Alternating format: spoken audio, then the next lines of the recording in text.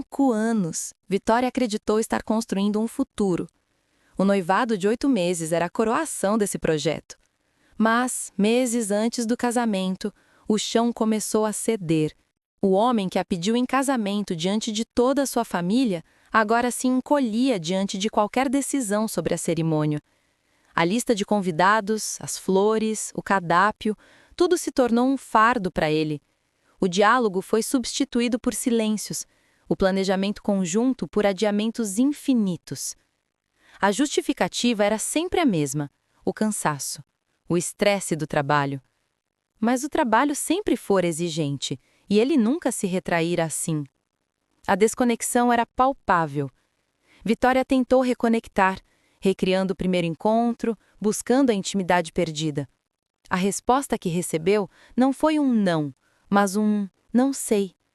Um vazio de dúvida que a aterrorizou.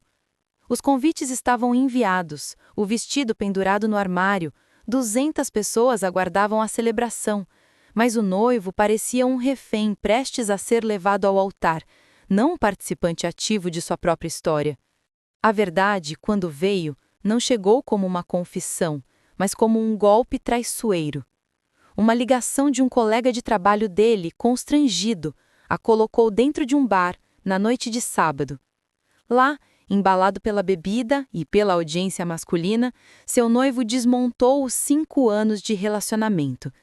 Ele disse com todas as letras que se Vitória fosse mais jovem e bonita, como a colega Emma, ele se casaria sem hesitar. A justificativa para sua hesitação não era um medo do compromisso, mas a convicção de que poderia conseguir algo melhor.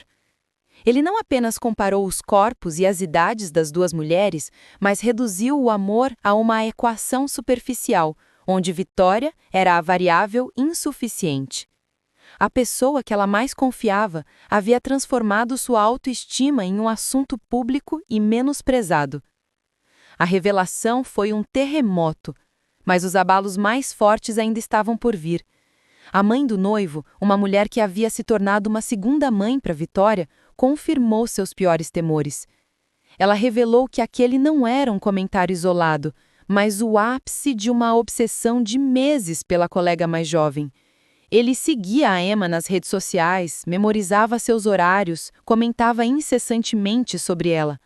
Era um caso emocional travado na imaginação dele, onde a Emma representava possibilidades e Vitória responsabilidades. Movida por uma necessidade visceral de entender a real dimensão da traição, Vitória fez algo ousado. Encontrou-se com a Emma. O que descobriu foi a peça final do quebra-cabeça humilhante. A Emma não era uma sedutora. Era uma jovem profissional que se sentia incomodada e assediada pela atenção inadequada e persistente do seu noivo. Ela jamais o encorajara e ficou horrorizada ao saber que era usada como um parâmetro para diminuir outra mulher. A rival não existia. Era uma fantasia que ele projetou em uma colega que mal o notava. A traição era dupla. Ele foi desleal com Vitória e desrespeitoso com a Emma. O confronto final foi inevitável. Diante das provas, ele não conseguiu sustentar as mentiras. Admitiu as fantasias, justificou-se com medos de envelhecer e do compromisso e tentou culpar a pressão. Mas quando Vitória fez a pergunta crucial, se a Emma quisesse ficar com você, você me deixaria por ela? A resposta foi um devastador, não sei. Aquelas 2 palavras foram o estopim da libertação. Ela entendeu que não se tratava de salvar um amor, mas de salvar a si mesma de uma vida como plano B, a escolha segura e tediosa. O casamento foi cancelado. A dor da decisão era menor que a dor de permanecer. Os dias seguintes ao término foram de desmontagem. Mudar-se do apartamento compartilhado foi um processo de redescoberta. Vitória encontrou roupas que havia abandonado porque ele não gostava, hobbies que considerava bobos, partes da personalidade que foram se apagando para caber na visão que ele tinha do que uma esposa deveria ser. Ela percebeu que, aos poucos, havia se tornado menor. A solidão do novo apartamento deu lugar à liberdade. Ela comprou almofadas coloridas, pendurou quadros que amava, cozinhou com temperos que ele reprovava. Cada pequena escolha era um ato de reafirmação. A terapia a ajudou a desfazer os nós da comparação tóxica.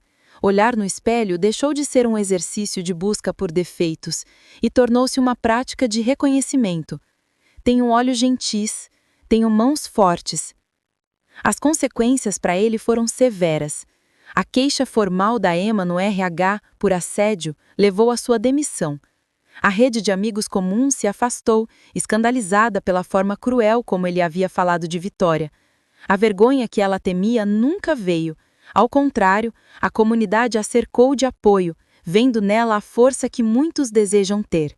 A família dele, em um ato de rara integridade, manteve o laço com Vitória, deixando claro que o problema era o caráter do filho, não o valor dela. Algumas semanas depois, ele apareceu, arrependido, pedindo uma segunda chance. Mas suas palavras soavam vazias. Ele não dizia, não posso viver sem você, e sim, você é a melhor coisa que já me aconteceu. Era o lamento de um homem que percebeu que tinha perdido um bom negócio, não a paixão da sua vida. Vitória já não sentia nada. Fechar a porta na sua cara foi o ato final de uma longa cerimônia de despedida. Ela não estava sendo dura, estava sendo fiel a si mesma. A viagem de lua de mel para Barcelona, que seria deles, ela fez sozinha. Sentada em um café, vendo o pôr do sol, não havia comparação, não havia dúvida. Havia apenas a paz de saber que finalmente ela era suficiente para si mesma. A jornada da Vitória é sobre mais do que um término. É sobre o nascimento de um autocuidado radical. É sobre a coragem de ouvir a verdade, por mais dolorosa que seja, e usá-la como alicerce para uma vida mais autêntica. Se esta história ressoou com você, se você já se sentiu diminuído, comparado ou como uma opção na própria vida que constrói, você não está sozinho. No canal, transformamos relatos como este em reflexões sobre amor próprio, limites e recomeços. A sua história de resiliência também merece ser contada. Junte-se à nossa comunidade nos comentários. O anonimato é um espaço seguro para desabafar, compartilhar sua força e encontrar apoio. Às vezes, a primeira etapa para mudar tudo é perceber que você merece mais. Inscreva-se no canal e ative as notificações. Não perca os próximos vídeos, onde continuamos falando sobre como transformar dor em dignidade e construir uma vida da qual você se orgulhe.